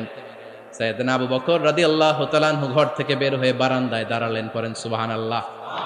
এবার বিশ্বনবী আম্মা জান আয়েশার কাছে যেয়ে বলেন, ইয়া আয়েশা কাইফা রাআইতিনি আনকাসতুকি মিনার রাজুল, দেখছো কেমনে বাঁচাইলাম? আমি না থাকলে ভর্তা বানাই ফেলতো আজকে। আমি বাঁচাইছি তোমারে, আমি আমার লগে ঝগড়া করো তুমি। লজ্জায় পড়ে আম্মা জান আয়েশা খিলখিল করে হেসে দিলেন, বিশ্বনবীও হেসে দিলেন। দুইজনের হাসির মধুর আওয়াজ শুনে সাইয়েদনা আবু বকর বাইরে থেকে অবাক, কিরে এতক্ষণ না ঝড় তুফান, এখন দেখি হাসি। সালাম দিয়ে অনুমতি নিয়ে ভিতরে ঢুকলেন। ঢুকে দেখেন আম্মা জান আয়েশাও হাসে, বিশ্বনবীও হাসে। এ হাসি দেখে আবু বকর রাদিয়াল্লাহু আনহু হেসে দিলেন। আরশের উপর থেকে খুশি হয়ে গেলেন কে? এবার সাইয়েদনা আবু বকর রাদিয়াল্লাহু তাআলা আনহু বললেন, ইয়া রাসূলুল্লাহ আশরিকানি ফি সিলমিকুমা কামা আশরাকতুমানি ফি হারবিকুমা। ও নবী, যুদ্ধ লাগলে, দুইজন যুদ্ধ লাগলে মীমাংসার জন্য যেমনি আমারে ডাকেন, এরকম হাসি আর আনন্দের মুহূর্তেও আমারে একটু ডাইকেন। আশরিকানি ফি সিলমিকুমা কামা আশরাকতুমানি ফি হারবিকুমা। নবী, আপনাদের মধ্যে ঝগড়া লাগলে সন্ধি করার জন্য আমারে যেমনি ডাকেন, আপনাদের হাসি খুশি আনন্দ খুনসুটি এই মজাদার মুহূর্তগুলোতে আমারে বঞ্চিত রাখেন না, আমার একটু ডাইকেন। সুবহানাল্লাহ পড়েন। এই মুসনাদ আহমদ ইবনে হাম্বলের হাদিস শোনার উদ্দেশ্য হচ্ছে, বিশ্বনবী প্রথমে ওমরে ফারুকের নাম বলেছিলেন। সাইয়েদনা আয়েশা বলে, না আমি ডরাই। হাইবাত, দিস ইজ কল্ড হাইবাত ওমর। একবার বিশ্বনবীর সব বিবিরা ধরলেন, ও নবী আমাদেরকে এটা দেন, ওইটা দেন, ঘরে এটা নাই, ওইটা নাই, ওইটা নাই। বিশ্বনবীকে, আমার কাছে কিচ্ছু নাই, যদি এমনি আমার বউ হয়ে থাকতে চাও থাকো, তাহলে তা না হলে যা লাগবে কিনে দেব, সাথে সাথে তালাকও দিয়ে দিব। কিছু দিতে পারবো না, আমার নাই তো, সামর্থ্য নাই। কিন্তু বিবিরাও ছাড়া না, এটা দেন ওইটা দেন। বিশ্বনবী রহমতের নবী, বিবিদেরকে বুঝাতেও পারেন না, বিবিরা আবদার করতেছে, নবী এটা লাগবে ওইটা লাগবে। ইন দ্য মিন টাইম বিশ্বনবী একজনের সালাম শুনতে পেলেন। কে যেন দরজায় দাঁড়িয়ে বলতেছে, আসসালামু আলাইকুম। বিশ্বনবী দরজার দিকে তাকালেন, তাকিয়ে বললেন, ওয়া আলাইকুমুস সালাম। আর বুঝতে পারলেন এটা আমার ওমরের সালাম। সালাম দেওয়ার পরে বিবিদের দিকে তাকায় দেখে একজন বিবিও নাই, সব অন্দরমহলের ভিতরে দৌড়। সুবহানাল্লাহ পড়তে পারলেন না? This is our super hero Omar. এরকম ওমর একটা লাগবে, চিল্লায় বলেন কয়টা? একটা ওমর গোটা বিশ্বকে সোজা করে দিবে। একটা ওমর সবল আর দুর্বলের সব পার্থক্য দূর করে দিবে। মাজলুমের উপর জালিমের অত্যাচারের অবসান ঘটায় দিবে। গোটা বিশ্বটাকে সাম্য, মৈত্রী, ভালোবাসার ইনসাফ দিয়ে পরিপূর্ণ করে দিবে। সেই উমরের অপেক্ষায় আমরা। নিজের ছেলেকে 80টা বেত মেরেছেন। কয়টা? 80টা বেত মেরেছে। এই ব্যাপারে অনেকগুলো বর্ণনা পাওয়া যায়। সবচেয়ে সহি বর্ণনা হচ্ছে মুয়াত্তা ইমাম মালিকের বর্ণনা। ওমরে ফারুক রাদিয়াল্লাহু তাআলা আনহুর ছেলে আব্দুর রহমান মারুফুন বিআবি শাহমা ছিলেন মিশরে। ওখানে নাবিজ খেয়েছিলেন। নাবিজ হচ্ছে আরব দেশের লোকেরা দুধের মধ্যে শক্ত খুরমা রাত্রেবেলা ঢেলে দিত। ঢেলে দিলে সারা রাত ওই খুরমার রসটা দুধের সাথে মিশে দুধটা লাল হয়ে যেত। এটারে সকালবেলা খেত, খুব সুস্বাদু, এটাকে বলে নাবিজ। কিন্তু এটা রাতে ভিজাইলে সকালেই খাইতে হয়, রেখে দিলে আবার একটু সমস্যা হয়। এটা অনেকটা তারির মতো হয়ে যায়, মাতলামি চলে আসে। তো ওমরে ফারুকের ছেলে নাবিজ খেয়েছেন, মদ খাননি, নাবিজ। কিন্তু নাবিজ খাওয়াতে সাকরান চলে এসেছে। সাকরান চলে আসাতে এটা যখন প্রমাণিত হয়েছে, আমর ইবনে আস রাদিয়াল্লাহু তাআলা আনহু নাকি 80 বেত মেরেছেন মিশরে। কয় বেত? নিয়ম হচ্ছে সবার সামনে, কিন্তু সবার সামনে না মেরে একটু গোপনে মেরেছে। এই তথ্য যখন ওমরে ফারুকের কাছে এসেছে, উনি বললেন, না, মারতে হবে সবার সামনে, আলাদা মারলা কেন? ও মদিনায় ফিরে আসলে আমি আবার 80টা মারব। মদিনায় ফিরে আসার পরে সাইয়েদনা ওমরে ফারুক ওই আগের 80টারে আর ধরেন নাই, নিজ হাতে আবার 80টা বেত মেরেছেন। এই বেত মারার 1 মাস পরে এই আবু শাহমা ইন্তেকাল করেছে। অনেক ঐতিহাসিক বলে এই বেতের আঘাতে মরেছে, কেউ কেউ বলেছে নিজের রোগের কারণে মরেছে। কিন্তু দিস ইজ দ্য ইনসাফ সিস্টেম অফ ওমর। নিজের ছেলে বলে ছেড়ে দেয় নাই। এখন নিজের ছেলে হইলে 7 খুন মাফ, নেতার ছেলে হইলে 10 খুন মাফ, এলাকার মোড়লের ছেলে হইলে 10 খুন মাফ। নো পার্সিয়ালিটি ইন ইসলাম। ইসলামে পার্সিয়ালিটি নাই। আপনি নেতার ছেলে হন, আপনি বিজনেস ম্যাগনেটের ছেলে হন, আপনি যেই হন না কেন, ইসলামের দৃষ্টিতে সবাই সমান। চিল্লায় বলেন ঠিক কিনা? বানু মখজুমিয়া গোত্রের এক নারী চুরিতে ধরা পড়ল। সাহাবারা বললেন, নবী, মদিনার সবচেয়ে ভ্যারি প্রেস্টিজিয়াস এন্ড ডিগনিফাইড ফ্যামিলির মেয়ে, আপনি হাত কাইটেন না, কারণ ইসলামের নিয়ম চুরি করলে কি কেটে দাও? বিশ্বনবী বললেন, বলো কি, হাত না কাটার জন্য তোমরা আমাকে রেকমেন্ড করছো? এটা আল্লাহর আইন, পৃথিবীর কেউ রেকমেন্ড করলো শোনার ক্ষমতা আমার নাই, কারণ আইনটা দিয়েছে কে? লাউ কানাত ফাতিমাতু বিনতি মুহাম্মাদিন সারাকাত লাকাতা মুহাম্মাদুন ইয়াদাহা। আরে বনু মাকসুমিয়া মেয়ে তো দূরের কথা, আমার কলিজার টুকরা ফাতেমাও যদি আজ চুরিতে ধরা পড়তো, তার হাত কেটে দিতে আমি 1 মিনিটও দেরি করতাম না। দিস ইজ ইসলাম। এই হচ্ছে ওমরে ফারুকের মানাকিব। এরকম ওমরে ফারুক কয়টা লাগবে? আওয়াজ করে বলতে হবে, কয়টা লাগবে? একটা লাগবে। এই সাইয়েদনা ওমরে ফারুক মদিনার প্রথম চিফ জাস্টিস ছিলেন। সর্বপ্রথম ওনার পরামর্শে সাইয়েদনা আবু বকর রাদিয়াল্লাহু তাআলা আনহু কোরআনকে সংকলন করেছেন। আমরা এই যে কোরআন পড়ি 30 পারা, এমদাদিয়া লাইব্রেরির 114টা সূরা, কত সুন্দর সন্নিবেশ করা হয়েছে, এখানে সাজানো হয়েছে। আল্লাহর হাবিব সাল্লাল্লাহু আলাইহি ওয়াসাল্লামের সময় কি এরকম কোরআন ছিল নাকি? ছিল না। খেজুর পাতার মধ্যে, গাছের বাকলের মধ্যে, ওটের বড় হাড্ডির মধ্যে আর পাথরের মধ্যে খোদাই করা কোরআন ছিল। সাইয়েদনা আবু বকরের সময় রাদিয়াল্লাহু তাআলা আনহুর সময় যুদ্ধ হলো, 70 জন হাফেজ সাহাবী ইন্তেকাল করলেন। সাইয়েদনা আবু বকর রাদিয়াল্লাহু তাআলা আনহুকে ডেকে ওমরে ফারুক বললেন, ও আবু বকর, এইভাবে হাফেজে কোরআন সাহাবীরা যদি দুনিয়া থেকে বিদায় হয়ে যায়, আল্লাহর কোরআনও তো বিদায় হয়ে যাবে। আমার পরামর্শ হলো, আপনি সব বয়োজ্যেষ্ঠ সাহাবীদেরকে একসাথে করে কোরআনের সব কাগজগুলোকে একসাথে করে একটা নির্ধারিত কপির মধ্যে কোরআনকে সংকলন করে ফেলেন। সাইয়েদনা আবু বকর বললেন, যেটা আমার নবী করে না, এটা আমি কেমনে করি? কিন্তু ওমরে ফারুক নাছরবান্দা বলে না, এটা করলে কোনো খারাপ হবে না, ভালোই হবে। মুসলিম উম্মার জন্য এক জায়গায় কোরআন সন্নিবেশিত থাকবে, আপনি করেন। সাইয়েদনা আবু বকর রাজি হয় না, ওমরে ফারুকও ছাড়ে না। ওমরে ফারুক বলতে বলতে বলতে বলতে এমন ভাবে সাইয়েদনা আবু বকর রাদিয়াল্লাহু তাআলা আনহুকে ধরলেন, সব শেষে সাইয়েদনা আবু বকর ওমরে ফারুকের কথায় কোরআন সংকলনে রাজি হয়ে গেলেন। পড়েন সুবহানাল্লাহ। উনি বললেন, ওমর যখন আমাকে বারবার বুঝাতে লাগলো, আল্লাহ তাআলা আমার হৃদয়টা ওমরের কথা শোনার জন্য খুলে দিলেন। আল্লাহ তাআলা কেমন যেন আমাকে ইলহাম করলেন, আবু বকর করো, এই কাজের মধ্য দিয়ে আমি আমার কোরআনকে গোটা বিশ্বে জীবিত রেখে দেব। This is Omar. এই যে আমরা হিজরি সনের যে আমরা গণনা করি, এই হিজরি সনের প্রবর্তক হচ্ছে সাইয়েদনা ওমরে ফারুক। সাইয়েদনা ওমরে ফারুক এই হিজরি সনের গণনা শুরু করেছেন। সাহাবারা বলল, আমিরুল মুমিনিন, খ্রিস্টানদের ঈসাই সন আছে, আমাদের মুসলমানদের কোনো সন নাই।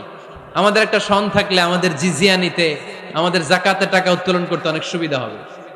ওমর ফারুক বললেন, তাহলে কোন সালকে হিজরি, কোন সালকে মুসলিম সাল হিসেবে আমরা ঘোষণা দিতে পারি? একজন বলল, আমার নবী যেই সালে জন্মগ্রহণ করেছেন ওই সালে। ওমর ফারুক বললেন, না, আমার নবীর জন্ম আমাদের জন্য খুশির দিন, কিন্তু এটা আমাদের জন্য প্রেরণা নয়। প্রেরণা নবীর কাজে, ঠিক কিনা? আরো কিছু সাহাবারা বলল, তাহলে যেই সালে আমার নবী ইন্তেকাল করেছে ওইটারে প্রথম সাল ধরেন। ওমর ফারুক বললেন, না, যেদিন তিনি ইন্তেকাল করেছেন এটা আমাদের দুঃখের দিন, এটা আমাদের প্রেরণা নয়। আমাদের প্রেরণা হচ্ছে বিশ্বনবীর ত্যাগ, তিতিক্ষা আর কাজের মধ্য দিয়ে। জোরে কোন ঠিক কিনা? ওমর ফারুক বললেন, যেদিন বিশ্বনবী ইসলাম রক্ষায় নিজের মাতৃভূমি ছেড়ে মক্কা থেকে মদিনায় গিয়েছেন, ওই দিনটাকে হিজরি প্রথম দিন ধরে আমরা হিজরি সাল গণনা করে শুরু করে দেব। ওইটাই হচ্ছে হিজরি সন। সেখান থেকে হিজরি সনের প্রবর্তন করেছেন সাইয়েদনা ওমর ফারুক রাদিয়াল্লাহু তাআলা আনহু। এই যে স্টেট গভর্নমেন্ট, এই যে প্রিজন, জেলখানা, ক্যান্টনমেন্ট, সচিবালয়, গণভবন, বঙ্গভবন, মুক্তিযোদ্ধাদের ভাতা, রাষ্ট্রীয় ভাতা, এই সব নিয়ম কানুন সাইয়েদনা ওমর ফারুক তার রাষ্ট্রীয় আমলে তিনি নিজে করেছেন। চিল্লায় পড়েন আল্লাহু আকবার। মুসলমানদের আলাদা কারেন্সি, নিজস্ব মুদ্রা ব্যবস্থা নিজে চালু করেছেন। সৈনিকদের মধ্যে যারা বিবাহিত, প্রতি 6 মাস অন্তর অন্তর 1 মাসের ছুটি কাটাতে তারা ফিরে আসবে, সাইয়েদনা ওমর ফারুক চালু করেছেন। চিল্লায় আওয়াজ করে পড়েন আল্লাহু আকবার। এই যে আমরা 20 রাকাত সালাতুত তারাবি পড়ি রমাদানে, পড়েন না আপনারা? এটা সাইয়েদনা ওমর ফারুক চালু করেছে। সুবহানাল্লাহ পড়তে পারলেন না? কোরআনে মোট 22টা আয়াত আছে যেখানে সাহাবারা ইনডিসিশনে ভুগছিলেন। বিশ্বনবীর মত একটা, ওমর ফারুকের মত আর একটা। এই 22 জায়গায় আল্লাহ তাআলা বিশ্বনবীর মতের পক্ষে আয়াত নাজিল না করে ওমরে ফারুকের মতের পক্ষে করোনার আয়াত নাজিল করেছেন। আওয়াজ করে পড়েন আল্লাহু আকবার। এদিকে উঠলেন কেন আপনারা? যারা উঠছেন আমার দিকে তাকান।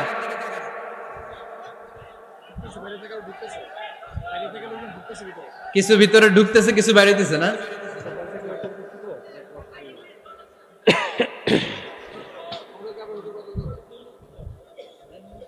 সাইয়েদনা ওমর ফারুক, আমরা সাহাবীদের জীবন চরিত পড়তে চাই না?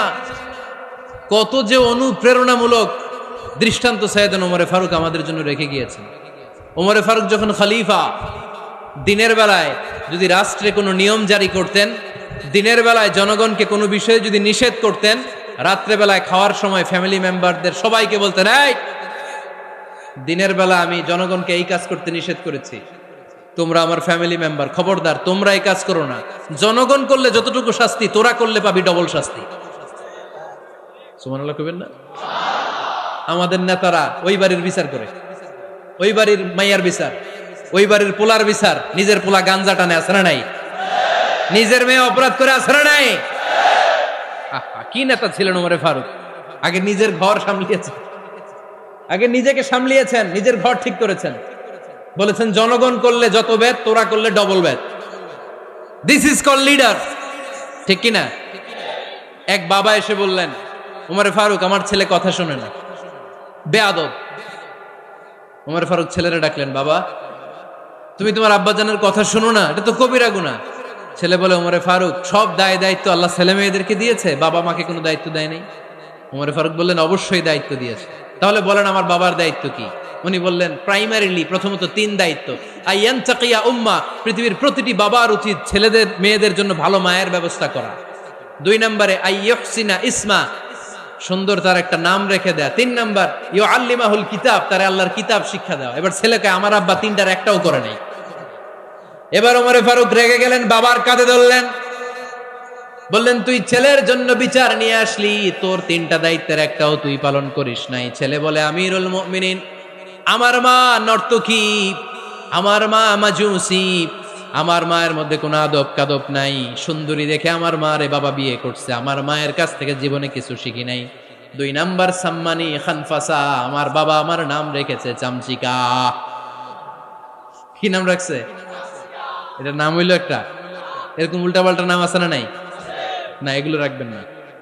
আব্দুল্লাহ রাখবেন, আব্দুর রহমান রাখবেন, আর একটা কি বলছি আজকে? হুযায়ফা রেখে দিয়েন, পারবেন? ওয়ালাম ইউআল্লিমনি হারফাম মিন কিতাবিল্লাহ আমিরুল মুমিনিন, শুধু তাই না, আল্লাহর কোরআনের একটা অক্ষর আমার বাবা কোনোদিন আমারে শিক্ষা দেয় নাই। ওমর ফারুক রেগে গেলেন, এবার বাবার কান্দে ধইরা মারতে শুরু করলেন। তুই পোলার নামে বিচার নিয়ে আইছিস, তোরে মার দিমু আগে। এরকম নেতার দরকার আছে না নাই? মদিনায় এক লোক তার বউরে রাগের চোটে 100 তালাক দিয়ে ফেলছে। কয় তালাক দেয়ার নিয়ম কয়টা? দিছে কয়টা? এবার স্ত্রী কাঁদতে কাঁদতে এসে বলে, আমিরুল মুমিনিন দেখেন, আমার স্বামী আমারে রেগে মেগে 100 তালাক দিচ্ছে। ওমর ফারুক বললেন, দইরা নিয়ে আয়, এটারে নিয়ে আসা হলো। ওমর ফারুক বললেন, কয়টা তালাক দিয়েছো? কয় 100টা। কেন দিছো? কয় মাথা গরম আছিল। এরকম আছে না? তালাক দেওয়ার সময় সব তালাক, তুই তালাক, তোর মা তালাক, তোর বোন তালাক, সব তালাক। তালাক দিবে ওয়াইফ রে, দিতেছে সবাই রে। ওমর ফারুক বললেন, দিবে 3টা, 100টা দিলা কেন? কয় মেজাজ গরম ছিল। কয় দাঁড়া, আত-তালাকু মিন শাআইরিল্লাহ, তালাক হচ্ছে আল্লাহর দেয়া বিধানের একটা নিদর্শন, এটা নিয়ে তুই খামখেয়ালি করলি। আমার রায় শোন, আমার রায় হচ্ছে 3 তালাকে তোর বউ তালাক, বাকি 97 তালাক তোর পিঠের উপরে পড়বে। এরকম বিচারের দরকার আছে না নাই? এরকম দৃষ্টান্তমূলক বিচার যদি বাংলার জমিনে দেয়া হতো, আর কোন নারী ধর্ষিতা হতো, আর কোন নারীকে অ্যাসিড মারা হতো, আর কোন নারী যৌতুকের জন্য কান্না করত, একটা আমল লাগবে, বেশি না। মক্কা, মদিনা, এই 7 জায়গায় 7 জন গভর্নর পাঠিয়েছেন, তাদের থেকে তথ্য নিতেন। এই গভর্নর সিস্টেম উনি বানিয়েছেন। সাইয়েদনা আমর ইবনে আল আস রাদিয়াল্লাহু তাআলা আনহুকে পাঠিয়েছেন মিশরে। মিশরে একটা দৌড় প্রতিযোগিতা হতো। মিশরি বলে, আমার মাল্লা কেন? তুমি খেলায় পারো না, আমারে মাল্লা কেন? কয় আনা ইবনুল আকরামিন, আমি গভর্নরের পোলা। আমি যা বলবো এটাই হবে, আমার উপরে কথা নাই। মিশরি ওইখানে আর ঝগড়া বাঁধায় নাই, মনে দুঃখ নিয়ে মদিনায় চলে আসলেন। এসে বললেন, আমিরুল মুমিনিন, আপনি আমর ইবনুল আস রাদিয়াল্লাহু তাআলা আনহুকে মিশরের গভর্নর বানিয়ে পাঠিয়েছেন। একটা প্রতিযোগিতায় আমি চ্যাম্পিয়ন হয়েছি, ওনার ছেলে হয়েছে রানার আপ। কেন সে চ্যাম্পিয়ন হতে পারে নাই? এই কারণে আমার মাথায় লাঠি দিয়ে 3টা বাড়ি মেরেছে। বিচারটা দিছে কার দরবারে? কথা বুঝেন নাই বোধহয়? ওমর ফারুকের দরবার। ওমর ফারুক বললেন, তাই আগামী বছরের অমুক তারিখ আমি সব গভর্নরদেরকে ডেকে হিসাব নিতে, ওই দিন তুই থাকবি, পারবি না? মিশনে বলে পারবো, মানে অবশ্যই পারবো। ওই দিন 7 রাজ্য থেকে 7 গভর্নর হাজির, গভর্নরদের ছেলেরাও হাজির, মিশরীয় হাজির। 7 গভর্নরের কাছ থেকে 7 এলাকার খোঁজ খবর নেয়ার পরে ওমরে ফারুক বললেন, আইনাল মিসরি, মিশরি লোকটা কই, এদিকে আয়। মিশরি সামনে আসার পরে বলল, আমর ইবনুল আস, তুমি মিশরের গভর্নর, তোমার ছেলে সহ তুমি আসো। আমর ইবনুল আস এসে সামনে বসে রইলেন। এবার বললেন, ও আমর ইবনুল আসের ছেলে, তুমি নাকি ইবনুল আকরামিন গভর্নরের ছেলে, তুমি যা বলবা মিশরে নাকি তাই হবে, তোমার নাকি অনেক দাপট। নিজে একটা লাঠি এনে মিশরীর হাতে দিয়ে বলল, এবার তোর মাথায় যতটা মারছে তুই ততটা গুনে গুনে মার, আমি দেখবো। আমর ইবনুল আস দেখবে, আমর ইবনুল আসের ছেলেরে তুই এখানে মার। সে বলতেছে, থাক, আপনি বলছেন এতেই যথেষ্ট, মারা লাগবে না, আমি মাফ করে দিলাম। ওমরে ফারুক বলল, খবরদার, মার, মার ওর মাথার মধ্যে। মিশরি ওমরে ফারুকের ধমক শুনে ভয়ে ভয়ে 3টা বাড়ি মারল। এই বাড়ি মারা দেখেও ওমরে ফারুকের হৃদয় ঠান্ডা হয় নাই। লজ্জায় আমর ইবনুল আস, বয়স হয়ে গিয়েছে সাহাবা, মাথা তখন টাক, মাথায় চুল নাই, লজ্জায় মাথাটা হেট হয়ে মাথাটা নিচু করে রেখেছে। এবার রাগের চোটে ওমরে ফারুক বললেন, এবার আমর ইবনুল আসের টাক মাথার মধ্যে একটা মার, মার। কেন ছেলেকে শিক্ষা দিতে পারে নাই? ইয়া আমর ইবনুল আস, মাতা জাআলতুমুন নাস আবিদা, জনগণ তাদেরকে দেখভাল করার জন্য তোমাদেরকে পাঠানো হয়েছে, তাদের উপর কোনো অত্যাচার করার জন্য নয়। চিল্লায় বলেন ঠিক কি না? এরকম নেতা কয়টা লাগবে? কয়টা? ওই নেতার নাম কি? ওমর। হা হুয়া ইয়াতি ওমর। 22 জায়গায় বিশ্বনবী কয় একটা, ওমরে ফারুক বলে আর একটা। আল্লাহ বলে, বিশ্বনবী আপনার পক্ষে আমি আয়াত নাজিল করতে পারলাম না, আমি ওমরের পক্ষে নাজিল করে দিলাম। বিশ্বনবী বলতেন, ইন্নালি কুল্লি উম্মাতিন মুহাদ্দাস, সব উম্মতের মধ্যে, সব নবীর উম্মতের মধ্য থেকে একজন করে আল্লাহ তাকে মুহাদ্দিস বানাতো। মুহাদ্দিস না, মুহাদ্দাস। মুহাদ্দাস মানে এমন লোক যিনি যা ভাবতো ওই ভাবনাটাই আল্লাহ আয়াত হিসেবে নাজিল করে দিতেন। বিশ্বনবী বলেন, আমার উম্মতের মধ্যে মুহাদ্দাস হচ্ছে সাইয়েদনা ওমর। মদিনার সবচেয়ে বড় মুনাফিকের নাম আব্দুল্লাহ ইবনে উবাই ইবনে সালুল, সব মুনাফিকদের সরদার। কিন্তু এই মুনাফিকের ছেলেটা হলো পাক্কা ইমানদার। এই ছেলের নাম হলো আব্দুল্লাহ। আওয়াজ করে বলেন, ছেলের নাম কি? আব্দুল্লাহ ইবনে উবাই ইবনে সালুল, মুনাফিক সরদার যখন ইন্তেকাল করলো, সাইয়েদনা আব্দুল্লাহ রাদিয়াল্লাহু তাআলা আনহু বিশ্বনবীর কাছে এসে চোখের পানি ছেড়ে ডেকে বলে, নবী আপনিও জানেন, আমিও জানি, মদিনার সবাই জানে আমার আব্বা মুনাফিকদের সরদার, কিন্তু আমার মন তো মানে না, আমার তো পিতা, আমার তো বাবা লাগে, আমার তো মন মানে না। আপনিও জানেন মুনাফিক, আমিও জানি মুনাফিক। নবী আপনার দরবারে কিছু আমি চাই না, আপনার গায়ের একটা জামা দেন, আপনার জামাটা পরিয়ে আমার বাবারে দাফন দিব। এর উসিলায় যদি আমার আব্বারে আল্লাহ মাফ করে দেয়, দয়ার নবী মায়ের নবী জামা খুলে দিয়ে দিলেন। পড়েন সুবহানাল্লাহ। আব্দুল্লাহ রাদিয়াল্লাহু তাআলা আবার আবদার চললেন, নবী জানি আমার বাবা মুনাফিক, কিন্তু আমার তো বাবা, আপনার দরবারে ফরিয়াদ, আপনি নিজে যে আমার বাবার জানাজার নামাজে ইমামতি করবেন। দয়ার নবী মায়ার নবী জানাজার নামাজে যেতে চাইলেন। ওমরে ফারুক বললেন, নবী না, খবরদার আপনি উবাই ইবনে সালুলের জানাজায় যাবেন না। বিশ্বনবী জোর করে যেতে চাইলেন। সাইয়েদনা ওমরে ফারুক বিশ্বনবীর জামা পেছন থেকে টেনে ধরলেন। আল্লাহু আকবার। টেনে ধরলেন, যাবেন না আপনি। ওমরে ফারুকের হাত থেকে হ্যাচকা টান মেরে জুব্বা টান দিয়ে বিশ্বনবী জানাজায় চলে গেলেন। রব্বুল আলামিন আয়াত নাজিল করলেন, ইস্তাগফির লাহুম আও লা তাস্তাগফির লাহুম ওয়া ইন তাস্তাগফির লাহুম 70 মাররাতান ফালান ইয়াগফিরাল্লাহু লাহুম। নবী গো, একবার নয়, দুইবার নয়, 70 বারও যদি এই মুনাফিকের জন্য আপনি ক্ষমা চান, তার জন্য ক্ষমা নাই, তার জন্য আছে জাহান্নাম। ওয়ালা তাকুম, আপনি যাবেন না আলা কবরি, কখনো তাদের জানাজায় যাবেন না। এই যে একটা ভুল করে ফেলছেন, এটা এইবারই শেষ, এরপরে আর যাবেন না। সাইয়েদনা ওমর ফারুকের পক্ষে আল্লাহ তাআলা কোরআনের আয়াত নাজিল করে দিলেন, চিল্লায় পড়েন আল্লাহু আকবার। এভাবে 22টা জায়গায় ওমর ফারুক যা বলেছে এটা নিয়ে একটা আলাদা আলোচনা হইতে হবে, আলাদা একটা আলোচনা লাগবে যে 22টা আয়াতে আল্লাহ তাআলা বিশ্বনবীর পক্ষে কোরআনের আয়াত নাজিল না করে সাইয়েদনা ওমর ফারুকের পক্ষে আয়াত নাজিল করেছেন, চিল্লায় পড়েন সুবহানাল্লাহ। ওই ওমর ফারুককে আমাদের মডেল বানানোর দরকার আছে না নাই? ওই ওমর ফারুকের জীবনী আমাদের ছেলে মেয়েদেরকে পড়ানোর দরকার আছে না নাই? আমাদের ভবিষ্যৎ প্রজন্ম এগুলো জানে না। ওরা সালমান খান দেখে বড় হয়, ওরা শাহরুখ খান দেখে বড় হয়, ওরা ঋত্বিক রোশনকে দেখে বড় হয়, ওরা মনে করে যে এরাই বড় সুপার হিরো। আমাদের যে কত বড় সুপার হিরো আছে এরা জানেই না।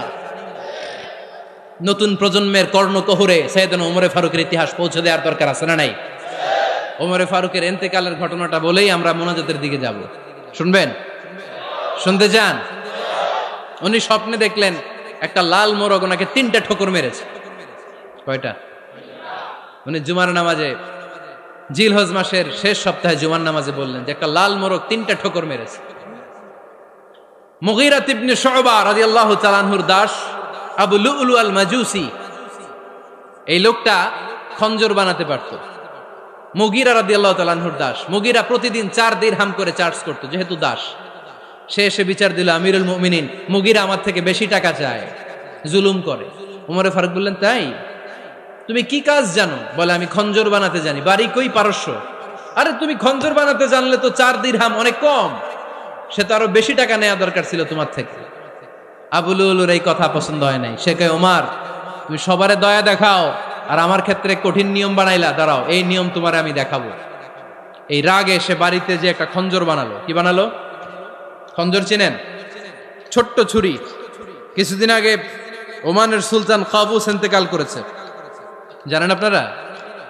ওনার এই কোমরের মধ্যে খঞ্জর থাকতো, ছবিতে দেখছেন? আরব শায়েখ যারা সুলতান আমির, কোমরে কি থাকে? ছোরা থাকে, খঞ্জর।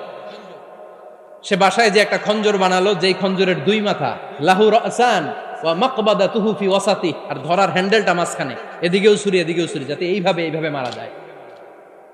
সে ধার দিতে লাগলো আর বলল, ওমর দাঁড়াও, তোমারে আমি দেখাবো।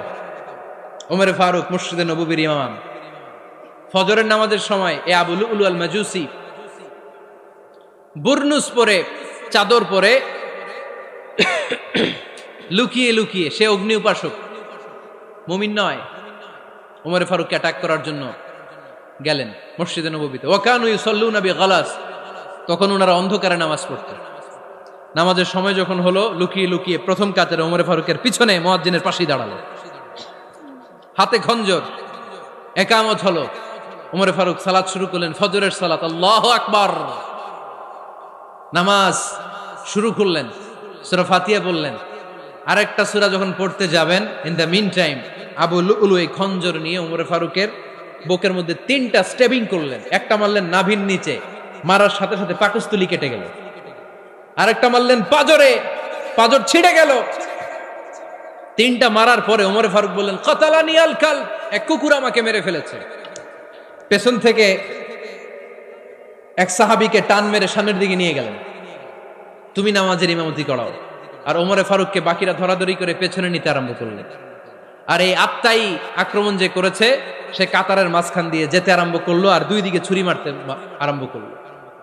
13 জন সাহাবীর গায়ে ছুরি মেরেছে, 7 জন সাহাবা স্পট ডেথ, জায়গায় মৃত্যু। এই ভয়ঙ্কর অবস্থা দেখে এক সাহাবী বুরনুস, এক ধরনের জুব্বা আছে মাথাওয়ালা, অনেকে জ্যাকেট পরছেন না এরকম মাথাওয়ালা, লম্বা জুব্বা আছে, আরবরা শীতে পরে মাথাওয়ালা। এই মাথাওয়ালা জুব্বা বের করে এক সাহাবী জালের মতো তার দিকে উড়ায় মারল। ওই বুরনুসের মধ্যে পেঁচিয়ে আবু লুলু মাটিতে পড়ে গেল আর সুইসাইড করে ফেলল, নিজের বুকে নিজে মেরে আত্মহত্যা। যেই সাহাবীকে ইমামতির জন্য দাঁড় করালেন, উনি ছোট্ট সূরা দিয়ে, প্রথম রাকাতে সূরা আল কাউসার, দ্বিতীয় রাকাতে সূরাতুল ইখলাস দিয়ে নামাজ শেষ। ওমর ফারুক বেহুশ। ওমর ফারুক কি? হ্যাঁ, বেহুশ। সবাই কান্নাকাটি করতেছে, সবাই দেখতে গেলেন, এখন হুঁশ ফিরে না। মুখের মধ্যে, মুখ খুলে রাষ্ট্রের চিকিৎসক মুখের মধ্যে দুধ দিলেন, ওই নাভি দিয়ে দুধ বের হয়ে যায়। পাকস্থলী কেটে ওখান দিয়ে দুধ বের হয়ে যাচ্ছে। তারা বললো ওনারে বাঁচানো সম্ভব না, দেখেন হুঁশ ফিরে কিনা। হুঁশ ফিরলে ওনার পরে কে আমির হবে, উনি যেন প্যানেল ঠিক করে দিয়ে যায়। সবাই তাকিয়েছে ওমরে ফারুকের চোখের দিকে। আল্লাহর মেহেরবানিতে ঘন্টা খানিক পরে উনি চোখ খুললেন। চোখ খোলার পরেই বলেন নাই ও মা আমি মরে যাই। চোখ খোলার পরে উনি বলেন নাই কে মারলো আমারে। চোখ খোলার পরে উনি বলেন নাই আমার পরে নেতা কে হবে।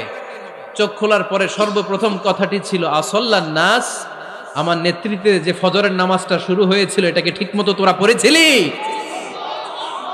আমার নেতৃত্বে যে ফজরের জামাত শুরু হয়েছিল সেটা ঠিকঠাক মতো সমাপ্ত হয়েছিল কিনা আগে বল। আসল্লান নাস, নামাজটা হয়েছে কিনা বল। সুবহানাল্লাহ বলতে পারলেন না? This is Omar, hour super hero. নেতা অনেকগুলো লাগে না, এরকম নেতা একটাই যথেষ্ট যে গোটা বিশ্বকে কাঁপায় দিতে পারে। চিল্লায় বলো ঠিক কিনা? আমরা চাই আমাদের ছেলেগুলো ওমরে ফারুকের মতো বড় হোক। আমরা চাই আমাদের ছেলে মেয়েগুলো খাব্বাব, খুবাইব, সাইয়েদনা আলী, উসমান, আবু বকর রাদিয়াল্লাহু তাআলা আনহুর অনুসরণে বড় হোক। ঠিক কিনা? আমরা একটা ওমর চাই যিনি আমাদেরকে সালাতের শিক্ষা দিয়ে গিয়েছেন, ইন্তেকালের আগে বলেছেন সাল্লান নাস।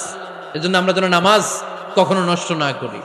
আল্লাহর জমিনে দিন বাস্তবায়ন আসাদ্দুহুম ফি আমরিল্লাহি ওমর রাদিয়াল্লাহু তাআলা আনহুর মতো এত কঠোর কেউ ছিলেন না। তাই দিন বাস্তবায়নে আমরা যেন কাউরে ছাড় না দেই।